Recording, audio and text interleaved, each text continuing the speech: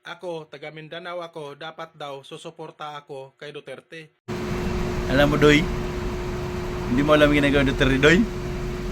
Dapat, Doy, gumising ka nun. At lumabas ka sa bahay at hindi nagtatago. Doy, hindi kami mangmang. Ikaw yun. Hindi mo alam yung pinagagawa ni Duterte, Doy, nung siya nakaupo. At alam mo yung pinagagawa ngayon, Doy? Puro kurakot.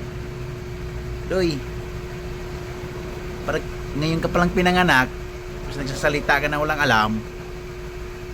Doy, gising ang mga tao, hindi tulog. Nung si Duterte ang nakaupo, walang napabayaan ang Pilipino, mga adik pinapatay. Ngayon, ang adik na pumapatay, kaya Doy, manahimik ka na lang. Kasi, wala kang alam.